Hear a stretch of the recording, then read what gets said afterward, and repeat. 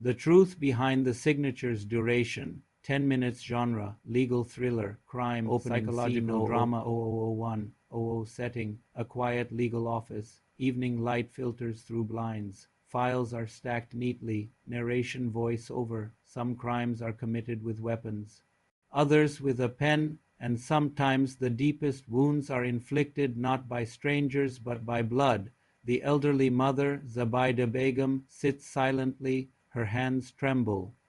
Across the desk, the legal advisor closes a file slowly. Scene 2, the Revelation 01, 0003, 00 setting. Same office, close, intense shots. Legal advisor calm, firm. Madam, the documents you signed were never related to tax relief. They were authority papers granting control over the shop. Zubaydah looks up.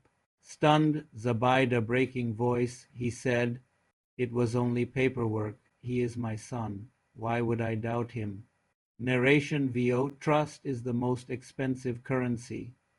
Once stolen, it costs generations to recover. Scene 3, the plan 03, 0004, 30. The advisor leans back, thinking. Legal advisor, there is only one way to break an illusion, let the truth reveal itself.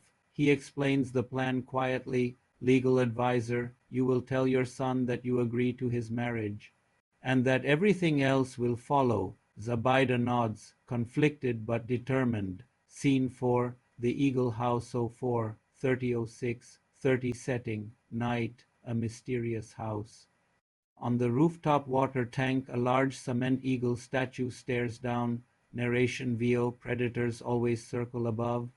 Long before the prey realizes the danger, Farhan, the son, arrives excited. Neighbors gather, the door shocked.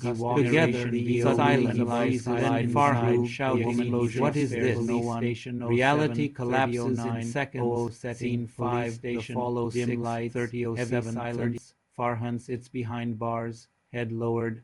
Broken, Zubaydah stands outside, eyes filled with tears, but steady. Zubaydah softly, "I didn't come to destroy you. I came to save what was left of you." Farhan finally looks up, realization hits. Farhan whispering, "They used me, didn't they?" She nods. Scene 7, legal closure 09, 0009, 40. Narration VO. A transaction built on deception has no protection under the law. The advisor's voice overlaps. When consent is obtained by fraud, the law recognizes the truth, not the paperwork. Final scene ending message 09, 4010, 00. Visual. The old shop shutter slowly closing. Fade to black. Final narration. Greed promises shortcuts. But law demands honesty, and truth always arrives. Some crimes are committed with weapons, others with a pen, and sometimes the deepest wounds are inflicted not by strangers but by blood. In the quiet of a legal office, as evening light filters through the blinds, an elderly mother, Zubaydah Begum, sits silently. Her hands tremble. Across the desk, the legal advisor closes a file, slowly, deliberately. The weight of the moment hangs in the air, heavy and unspoken. The stillness is about to be shattered by a truth more devastating than any lie. "Madame, the documents you signed were never related to tax relief. They were authority papers, granting control over the shop." Zubaydah looks up, her face a mask of disbelief and pain. He said, "It was only paperwork. He is my son. Why would I doubt him?" Trust is the most expensive currency. Once stolen, it costs generations to recover. The words echo the silent scream in her heart, a betrayal that cuts deeper than any blade. She had placed her faith in her own flesh and blood, only to find that faith used as a weapon against her. The signature on the paper was not just ink. It was the seal of her trust, now broken and voided by deceit. There is only one way to break an illusion, let the truth reveal itself. The advisor's voice is calm, a steady anchor in her sea of turmoil. You will tell your son that you agree to his marriage, and that everything else will follow. Zubaydah nods, her mind a whirlwind of conflict, but a new determination hardens her gaze. She understands that to reclaim her life, She must walk into the heart of the deception her son has woven. The plan is a gamble, a painful masquerade where she must feign compliance to expose the full extent of the conspiracy against her. It is a mother's last, desperate act to save not just her property, but perhaps the soul of her son. Night falls. Predators always circle above. Long before the prey realizes the danger, on the rooftop of a mysterious house, a large cement eagle statue stares down, a silent omen. This is the Eagle House. Farhan, the son, arrives, his heart full of excitement and hope for the future he believes he has secured. The door is open, an invitation into the trap. He walks in, a smile on his face, ready to meet the woman he trusts, and then he freezes. Inside, the woman he planned to marry stands not with him, but with the man who bought the shop. They are together. The air crackles with unspoken words.